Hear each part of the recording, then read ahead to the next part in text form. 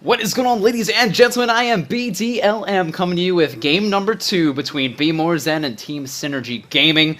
I don't know if you guys got to check out that first game, but holy crap, was it a good one. So much fun to watch. And this time I'm actually joined by my buddy Magic Man to co-cast game number 2. How are you doing, buddy? I'm doing alright. Thanks for inviting me into this game. Yeah. I'm looking forward to it. The last game was so intense. Really was. It's rare to see a game be that close down to the wire. Like, there was nothing between the teams. Yeah. Right to the very end of that game. It really, I mean, you even consider that Synergy Gaming, they were down 2 lanes of Rex, and were still able to punch in to BMZ's base, take a lane. I mean, the team fights were back and forth, and the thing that I really enjoyed about that game was Synergy Gaming, they picked for themselves. They didn't care what was popular in the meta. They just picked heroes that they were great with, and you saw how successful they were in the early parts of the game with the Chaos Knight, with the Rubik. They made the game work for them, and it was great to see that great early game engagement they had up and top before the horn sounded. Really got them off to a great start, but unfortunately they weren't able to take it all the way through.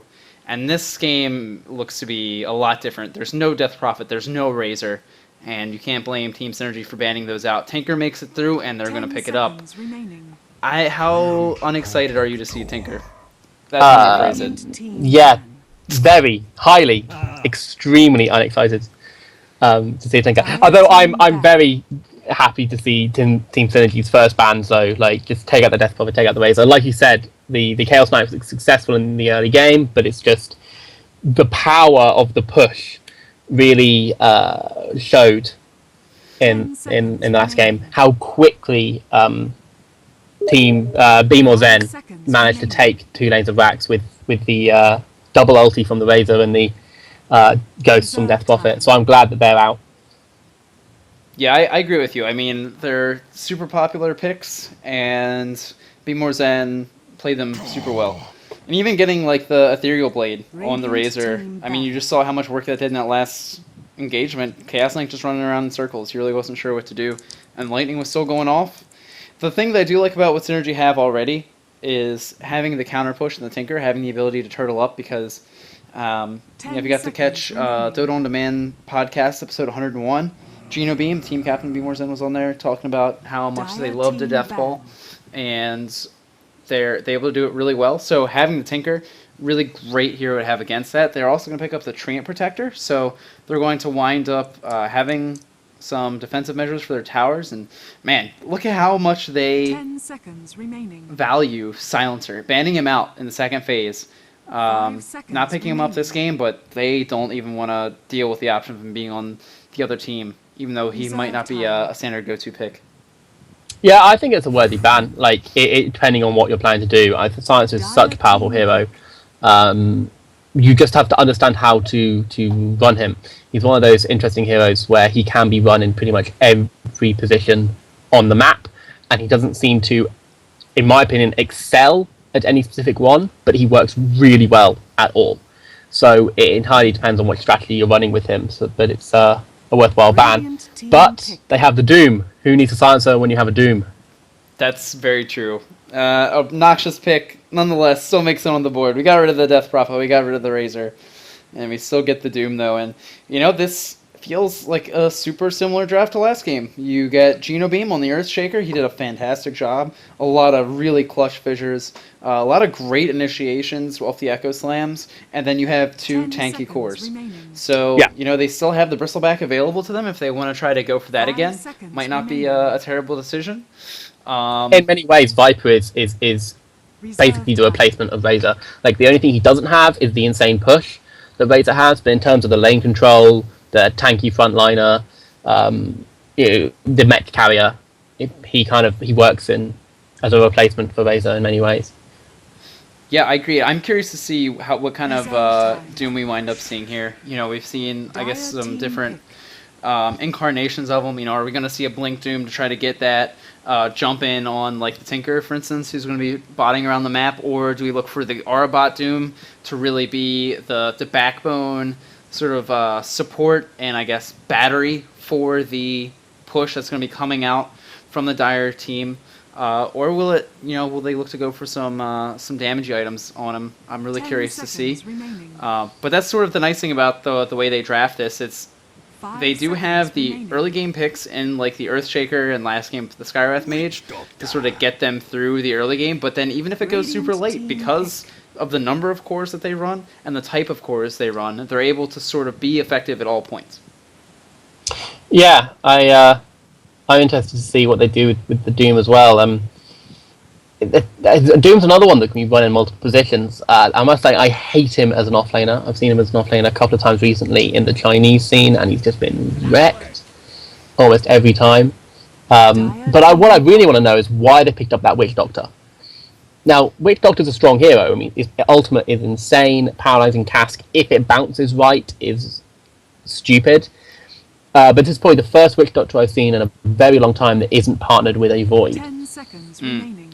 Yeah, I mean, the Voodoo regeneration is so silly. I mean, I really do like it for that. I mean, now they don't have, like you were mentioning earlier, they don't have the Razor, they don't have the Death Prophet to tear down the buildings super fast, so now they're just going to have the Sustain to sit up on the towers, to keep their push going, to keep it relevant.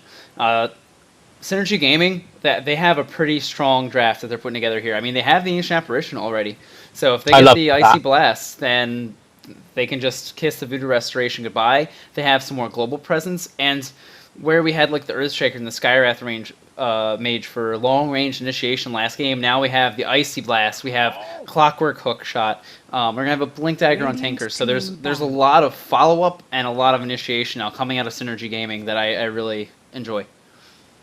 Yeah, definitely, and I love the AA pick. I always love seeing an AA pick. I mean, I love all these support picks, actually. These are the supports that are still useful even if the game goes super, super late, because their ultimates are just so powerful. I mean, perhaps not so much Earthshaker because of BKBs, perhaps not so much Treant, again, because of BKBs, but, you know, I love the fact that AA, even in a 60, 70, 80-minute game, can still be one of the most important heroes on your lineup. I'm curious to see. Yep, that's what I was just about to say. So, Be More Zen. This is a strategy of theirs, perhaps. Win the first game and Meepo the second game. Bonk is a strong Meepo player, and they like giving it to him. He does a great job, and I know. With the Ember Spirit, I'm pretty sure they weren't going to pick Ember Spirit until that Meepo came out. Yeah, the Battle Fury on the Ember Spirit is going to be doing some work this game. I mean, that's so much damage when you're grouped up. I forgot to turn off the rain. I'm so sorry. Don't hate me, everybody.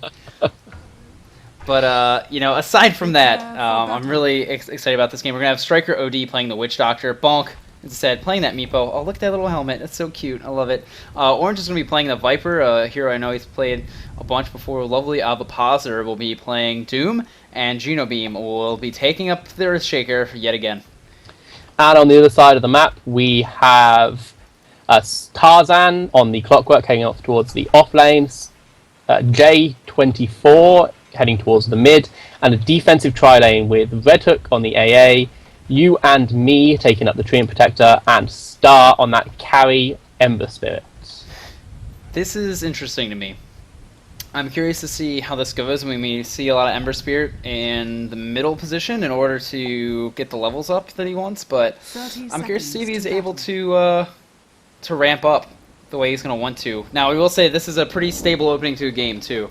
Last game, we got to see some early aggression coming out of Be More Zen, and it actually wound up backfiring, and they had to spend a lot of the game just trying to fight their way back into it. This game is just going to be a pretty standard start. We will see an aggressive tri-lane out of the Earthshaker, the Viper, as well as the Witch Doctor. I like this choice. Viper is very rarely the hero you think of for aggressive tri-lanes, and he shouldn't be, because he is so strong in aggressive tri-lanes, mainly because of that Nether Toxin. It's just... the damage output of Viper is not to be underestimated at all. And with the Corrosive Skin going on to everybody in the opponent's tri-lane, I love him in aggro tri-lanes. I think it's really good. Yeah, it's a slow on top of the Suns they already have, which is really nice. And, I mean, hey, this Ember Spirit, he's pretty squishy. They do have the Treant to help try to keep him alive, but Really they don't have a whole lot to stop early aggression, to stop BMZ from just running at them. Because really they don't have a huge setup for the cold feet other than with the searing chains. So I feel like if SG get put on the back foot in this lane, then they're just going to get chased down to their deaths. Agreed. I wouldn't be laning like this at all if I was SG. There's no way. Mainly, I mean, obviously they assumed the Viper would go mid. That's why they put the Tinker mid, not the Ember Spirit. But I just don't see how they can possibly contest this tri-lane from BMZ, because they're just going to sit there, they're going to get level 2, perhaps level 3, and then they're just going to go all-out aggression, and they, at that point, SG is not going to be able to contest them with this lane. I really don't think so. As good as Killing Touch is, and as higher base damage as Treant Protector has, I just don't see this working out very well for them.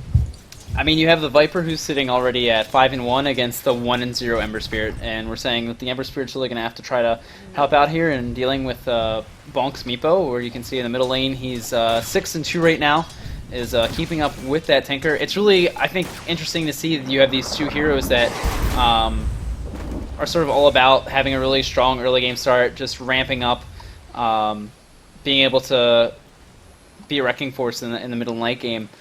Going up against one another here in this middle lane, and they're able to, keep the contest going here between the two of them. I mean, how do you see this game playing out? I mean, do you think that the Death Ball from BMZ is going to be effective here? Or do you think the Tinker will be enough to hold them off?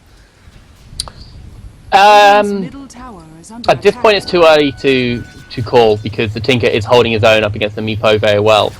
Although the Meepo now already has 2 Meepos out, he's going to farm so fast, and he should be able to dominate Tinker in lane. I actually don't like Tinker mid. Top lane, oh man, Doom taking so much damage. What a tough matchup in the first place. But then look, there's that Treant armor, helping to ensure the kill here in the top lane. 2 points in the cogs, 1 point in the battery assault. Missed the beginning of that, but able to just run him down. It's Clockwork running the bottle, so able to keep himself up enough health and mana to go back and forth with the Doom, and not the start that Doom wants. Of course, he has the Devour, so he's going to be able to keep himself relevant. Even has the Chain Lightning, which is nice just for the harassment damage. But, oh man, and now we have in the bottom lane, Ember Spirit. Talk about how squishy he is, taking so much damage. Witch Doctor's actually going to get stunned out here, but I don't think it's going to matter. They're just going to look to part ways, and Ember Spirit's going to have to heal himself up. The Tango's, hey, 3.5 minutes in, 2 creep kills for Ember Spirit. You can't be happy about this if they're SG. At least they got the kill top of Clockwork. So see, if he was mid right now, if the Ember Spirit was mid, I think he could win the lane up against a Meepo quite easily. Because if he goes Flame Guard build, he just doesn't care about puffs. Oh. He just really doesn't care about puffs at all. Top lane, so punchy. Now you bottom have lane. Clockwork. Oh, bottom lane. So Viper was looking to go for a dive then, and he backed off. I think they could have done that, to be honest. Yeah, they even have all their spells available. Now you have Ancient Apparition. He's looking to tunnel his way to victory here. Hopefully he doesn't get found out. Oh, jeez. His whole life flashed right before his eyes. The Fisher just catching him on the edge. I just want to point out one thing. This maxing cogs build by the Clockwork. Have you ever seen this before? I haven't seen this since Heroes of Newerth, which was actually the way that used to play the Clockwork equivalent, Pharaoh, and it was used basically just to deny the other laner mana. You would just try to burn it off, basically, by not trapping them in the cogs and just getting close enough that you would render them useless in the lane and sort of ensure your survivability that way. So it's neat to see that build. I don't know that I would go for it in Dota, but I mean, hey, he's making it work so far, getting that early kill. That was what he was prioritizing when he was able to pick up the first blood. Yeah, I mean, I get the point of the build. I mean, Doom has a very low mana pool. He really relies on Scorched Earth to survive in any kind of engagement. At the same time, he has such a low mana pool. Do you really need 160 mana drain instead of 80? Whereas you could have insane damage coming out from Battery Assault and burst damage from the Rocket Flare. I don't know, I don't really see the purpose. Or see that it's necessary. Yeah, I mean, oh man, here in the bottom. See, I was actually just about to commend the gonads on Red Hook here, who've just been sitting in the trees this whole time, so close to the enemy supports, but he actually does get caught out. They are able to go their separate ways, and oh man, I'm just looking at the levels here, and it's looking pretty unfortunate. The aggressive tri-lane is actually higher level than the defensive tri-lane here, level 2 on the tree and level 3 for the Ancient Apparition, luckily, but Ember Spirit, he's just really looking to have a hard time here, just even trying to get himself relevant. Look at that. You just look at the one poison attack to come out from Viper, and it's enough to push him off the lane, and oh no, here you go. He actually walks up to get his buddy stunned. They just keep going back with the chain stun, and Viper's able to pick up 1 kill. Earthshaker, he's just going to get to walk away. Here again, really all you have to set up the cold feet is the Searing Chains from the Ember Spirit, and I mean, we're just not seeing him in a position to actually be able to accomplish anything with that. It feels like it would work well if they were able to be super aggressive, if they knew that they were going to have an advantage, but they just don't.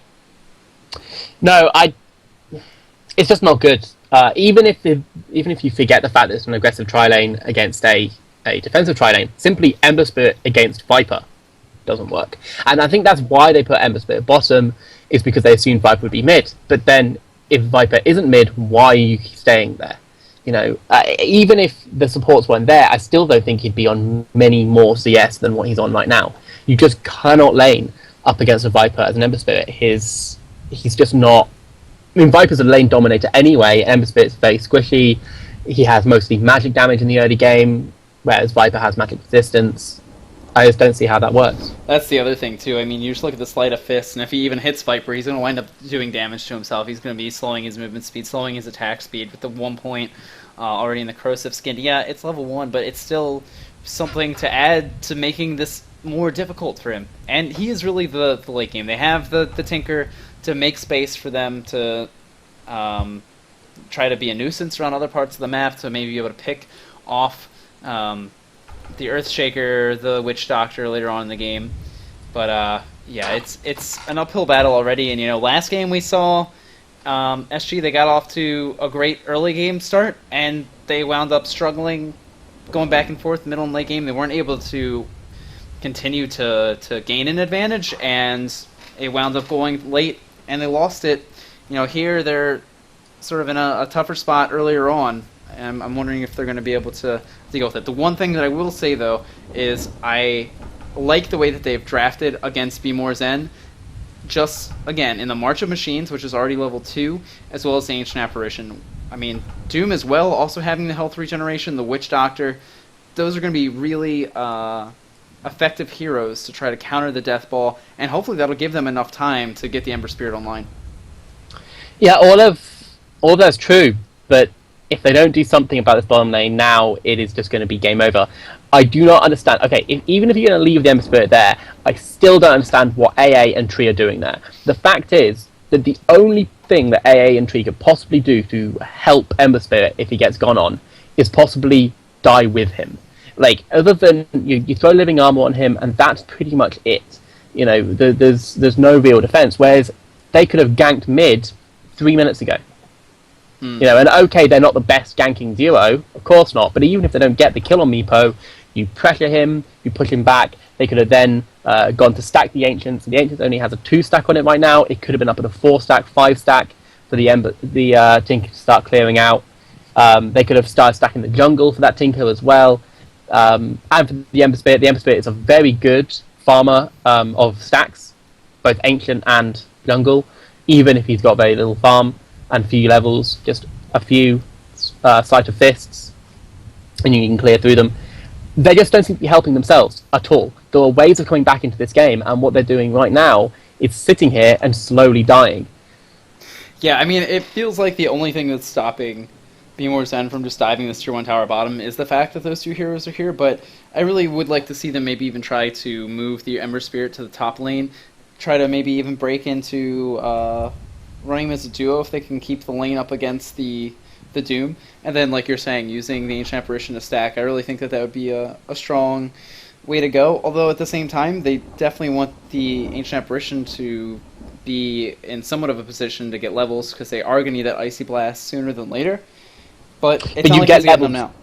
you'll be far more likely to get levels if you go and gank, stack, go and do other things around the map than if you just sit there. I mean, they have 0 CS between them. They are both, what are they, level 3, level 2 on the Treant. I don't know, I just don't see it working. And even if they do leave and they do go at Ember Spirit, then you can always TP in. You know, like you can, just because you're not in the lane, it doesn't mean you can't TP in to help the Ember Spirit out. You can rotate in the Clockwork, you can rotate in the Tinker, maybe. I hate seeing passive supports. I hate seeing supports just sitting there and actually achieving nothing. I mean, look where the Treant Protector is right now. He's having to hide behind his tier 1 tower. I just don't see this working out at all if they don't do something about it now. Yeah, I mean, you can even see some of these tier 1 towers have taken damage. Really, all 3 of them have taken just a little bit, just scratches, but I only point that out just to show, you have a level 2 Treant Protector who is not getting the levels he needs. So the fact that these towers are already starting to take damage, there's potential for them to lose tier 1s. I feel like the really strong Treant Protector games, they're able to keep their tier 1s up the whole time, stop the enemy team from getting an advantage, but he's just not in a position to really help the team in that capacity because of how crippling this aggressive tri-lane has been to them. And it looks like Geno Beam, he is trying to resuscitate the hamster that is powering his computer mouth to mouth with the hamster.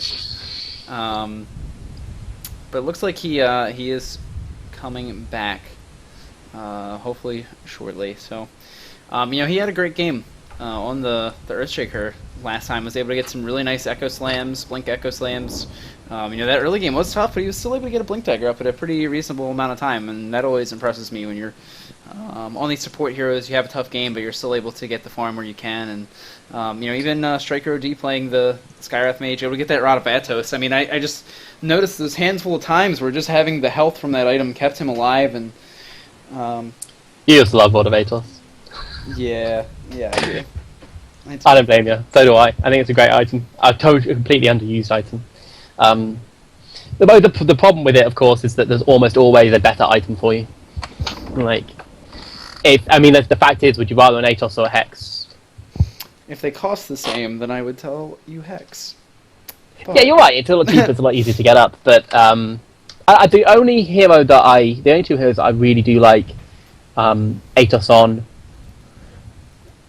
even if you have the farm for bigger items, is Accent Centaur. Skywrath okay. And Accent Centaur. It's Skywrath and actually Bristleback. I think I barely ever see it on Bristleback, and I think it's brilliant. And I'm not mean for the super carry Bristleback, but for the off lane that's just getting a little bit of farm and quite a few levels. I think it's great for him. Tankiness, mana, and a great slow that helps you out tremendously. So. For any of you guys tuning in, I just want to sort of give you a state of the game and what's actually going on here. It's a best of 2 from the Join Dota League. This isn't from the top tier. This is actually Division 3 playoffs. This actually means a lot. This is basically seeding for where some of these teams will wind up going, if they will move up 1 or maybe even 2 divisions. BMZ, they finished their season strong, and they... if they're able to perform really well here, they're able to catapult themselves forward, potentially more than 1 divisional spot, and that can be huge. And getting them up to the upper ranks, getting them stronger opponents, and getting the e-fame. Holla holla, get the esport dollar. But that is the dream. It is the esport dollar. Reconnecting now, so hopefully we will see the return of Geno Beam and the resuming of this game. I've seen Meepo played by Bonk a lot. He has by far more Meepo games than any other hero. It's a strategy that BMZ really like a lot, being able to utilize a hero like this that can just snowball out of control.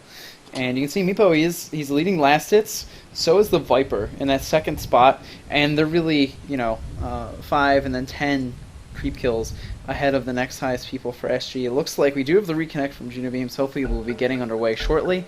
But it really is just that first blood that advantage that SG have to sort of rest their hopes on as we get back into this. Those long pauses are always a little unfortunate as we get another one to come out. Maybe we caught some people up. Yep, AFK. Here we go back into it. The thing that's always weird about those pauses is sometimes they go so long that you just sort of lose the momentum of your game. You have to be like, okay, well, what are we doing? What was the plan? How is this going? We can see that the BMZ, they're just right back in it, just applying pressure to this tower. Viper already has it down to half health, and again, we just see the level 1 living armor being placed on the Ember Spirit, not even the tower, just to try to regenerate some of his life. And now we actually do see, so after all that, maybe they have also sort of thought this over, and they're like, you know what, this tri-lane isn't doing anything. They actually move Ancient Apparition towards the middle lane. I like this. It's going to get him his level 4 at the very least, and will hopefully put Treant Protector in a position to get up some levels of his own. But, oh man, look at this Dire Ward. Oh, that's a bad idea for Bonk to do that. Oh, does he look to go in, and oh, the damage coming out from the right clicks. He's just barely going to survive. 27 health. And man, that would have been huge to be able to get themselves the kill with the Tinker. Would have been an amazing start for him to try to get them back into this game, but unfortunately, he does barely survive. Now, the one Meepo will go back, but hey, here's the strength of the Meepo. It's going to be able to keep the other one here, but meanwhile, bottom, the dive going in. I was pointing out that Dire Ward that just got placed, and this is why. That means things are about to go crazy. They're distracted by the Cory a little bit, and actually, this is offering Ember Spirit a lot of time. He's burning them down. They don't have magic damage there to try to pierce through the shield, but they just do it with sheer right clicks, and there's the value of that Witch Doctor level 2. Voodoo Regeneration is just keeping them all alive in there. They actually get a second one out of it. It doesn't even matter that the tower's beating on them. They finally wind up dying, but only because the mana runs out on the Witch Doctor from sustaining that for so long, and a triple kill goes onto Orange. Last game we saw him get a double kill that really opened up the game for him. It wound up leading into another double and then a quad that just put him far enough ahead that he was able to do a lot of work in the other team fights. And here we go again. Orange able to get himself off to a great start, 4-0. And he's going to be able to continue to beat down this tower, which is not going to make it much longer. Yeah. Meanwhile, I didn't see what happened, but both Clockwork and Doom died. It appeared to be a kill trade underneath the top tier 1 on Dire. It appeared Clockwork dived the Doom and died himself, but I don't actually know what happened there exactly. Yeah, Doom is able to get himself up to some phase boots to Ring of Basilius. He has 30 creep kills himself, keeping up with the... Oh, Clockwork actually able to secure himself a kill. His bottom lane is just always erupting in fights. And unfortunately, there's just no mana here from the Treant Protector to be able to get out the living armor again. Or the Leech Seed, pardon me. But in the meantime, Bonk is able to go here in this middle lane, doing a lot of damage to this tower. Again, the fact they're getting close to losing these so early makes me feel really uncomfortable about the chances of success here for SG. They do try to put the armor on it, but the tower... Clockwork should not deny that right now. Bad idea.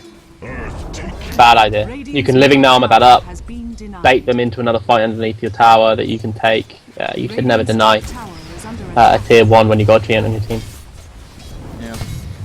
Yeah. The other thing too is I feel like they really need this space because, the noose is, I feel like, starting to tighten already. You can see that just with switching to the dual lane, they opened up opportunities for BMZ to get under their tier 1 tower.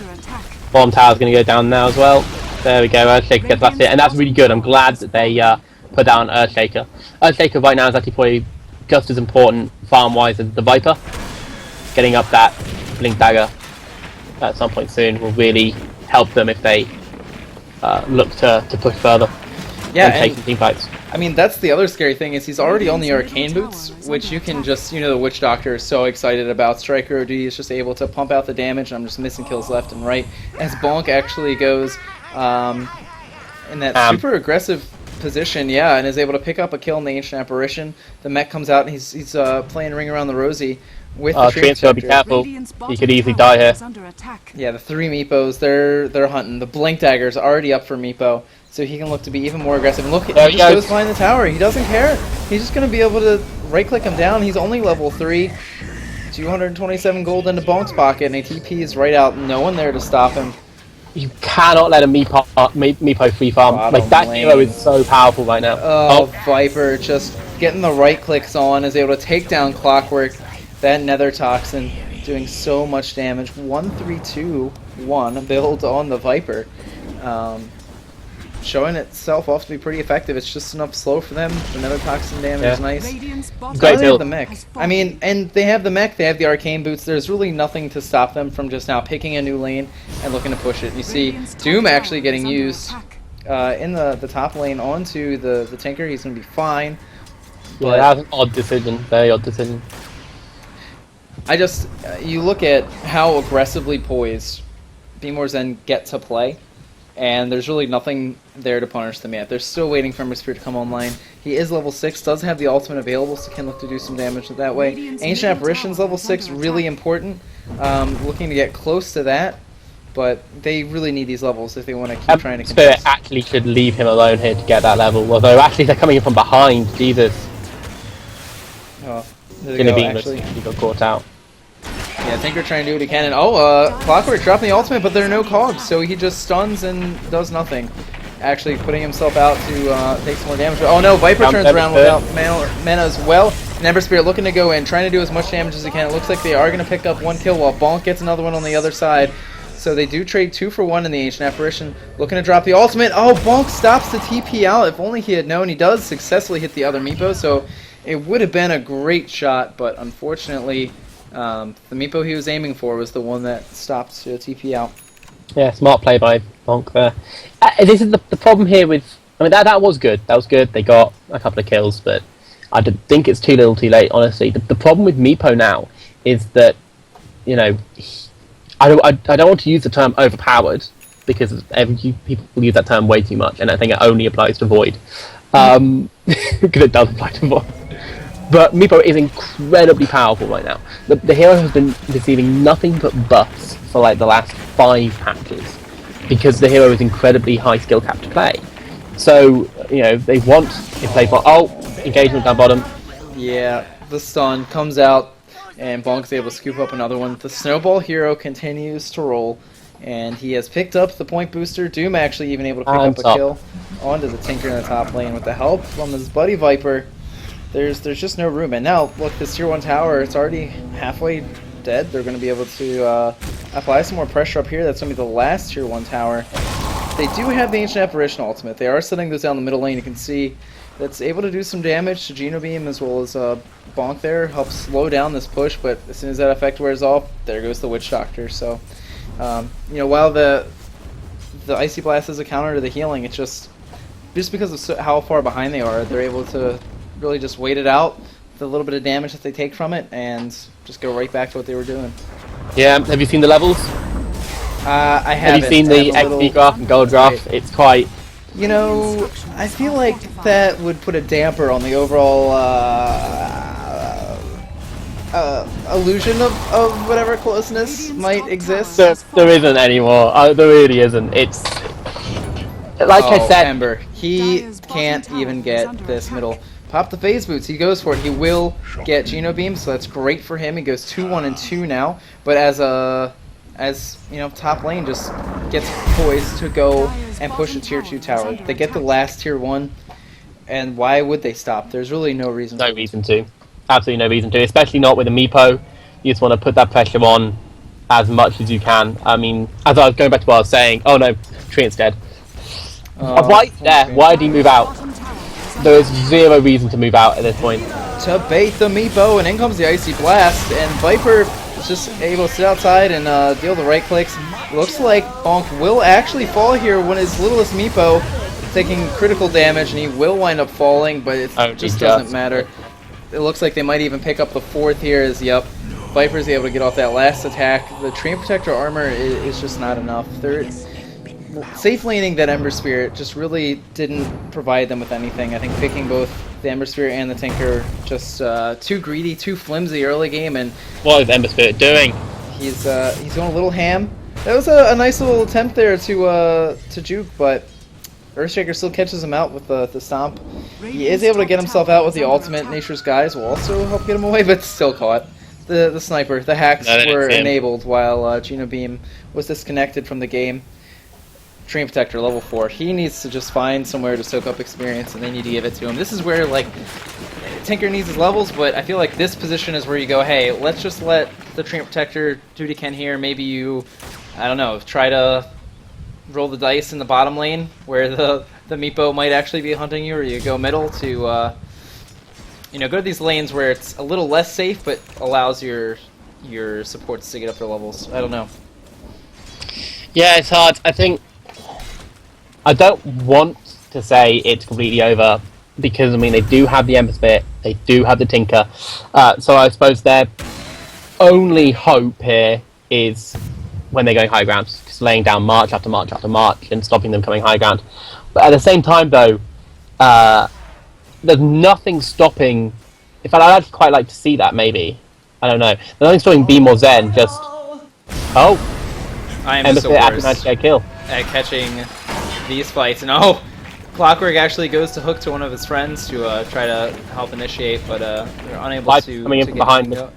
Yeah, but he is scouted out. Treant has eyes on the Viper. Are they able to do anything with it, though? I don't think so. They also saw the Meepo moving, so, even though they lost the Witch Doctor, they still might even be able to keep the push going with just the advantage that they have.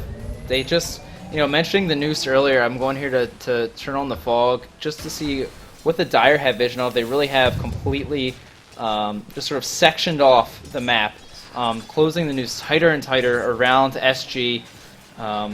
They're doing what they can with the Tinker. They have gotten some damage on the Tier 1 tower bottom, but really, it's dire straits. It's going to be tough to hold on. Middle tower is under attack. Yeah, too, And here you go. The assault continues. Viper now just laying in the right clicks to the tower. Just putting in the poison attack in on Clockwork. Is looking to go for that Blade Mail, so that'll help to deal with some of the damage, reflect some of it back, but the mech has been completed. Viper actually looking to go for the Aghanim Scepter next. Arcane boost up on Witch Doctor. That's, I think, what's really concerning is the Dire really have all the tools they need to make the fights work in their favors. They have all those first big items on all of their major players. They have 2 Blink Daggers available, 1 on Earthshaker, 1 on Doom. So they have all the or 3 with also the 3rd on Bonk. They have all the initiation they could want. They have the tank ability, the heal from the mech.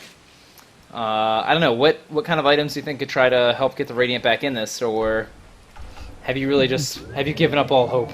I haven't. It's so far behind. It is going to be so hard. And the problem here isn't just that BMZ Zen is super far ahead and can push them right now. It's the fact that if they push them and fail, they still have the late game anyway.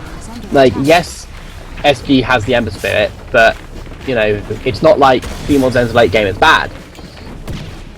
So they can push now. They can wait. They Initiation.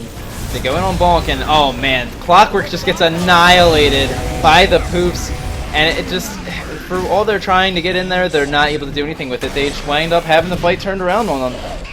Tinker trying to come in, laying down the rockets. They just get eaten by the Meepos, and the Death Ball keeps rolling. They are able to get the Treant out, so he's stoked that he is still alive, despite the fact that he's still level 5 and has been unable to complete his Soul Ring. The Tier 2 tower drops. I did bring up the graphs just before that fight happened, and I was really sad about it. It's a tough spot as Meepo feels the ability to just dive. He's level 17. That's the broken part of Meepo. Is the XP gain. If they, because the hero is broken. Like, the hero is so strong. If you understand how to play him like Bong does, you can just annihilate. That's a lot of damage from the Ember Spirit, though. But just, are they able to go in here on the Meepos? The stuns, the slows coming out. Viper steps up to the plate just as Bonk has to leave on the Meepo. Ember Spirit just gets annihilated. It doesn't even matter that those little Meepos were so low on health, and they're just gonna poof back and be just fine. The GGs come out. There we a go. 20-minute victory for BMZ Zen to follow up on the absolutely ridiculous nail-biter of a Game 1. Guys, thanks for joining us in this broadcast of some Join Dota League Division 3 playoff games between SG and BMZ Zen. You can learn some more about BMZ Zen at least by checking out the Dota On Demand episode number 101. DotaOnDemand.com. And of course, as I say all these things to sign off, it looks like somebody hit cancel. The Radiant aren't ready to throw in the towel yet. They're gonna make it work. Maybe. I mean, yeah. Tower is under attack. It seems pretty pointless to keep going at this point, but it's at least they put up an incredible fight in game one, so at least they have that. But yeah, I don't think it's not just that they played badly exactly; it's that they just didn't see it coming. They just didn't anticipate what BMZ were doing at all. They didn't anticipate the lanes. They didn't anticipate the Meepo pick. They just got outplayed and outdrafted in that sense. Yeah, I really think it goes down the draft. Oh, the net hit the Tinker! Are they gonna be able to? Oh, jeez, Meepo Like, gets another one. Another set of Touch of a GGs. second before his TP went off, the net found him blind through the trees. Yeah, and that's the thing, That's you know. game. Tinker doesn't even really have the opportunity to go out and, you know, try to do the split push. And yeah, I definitely think that that's where the game falls apart when you're not able to take advantage of the Tinker pick like they had.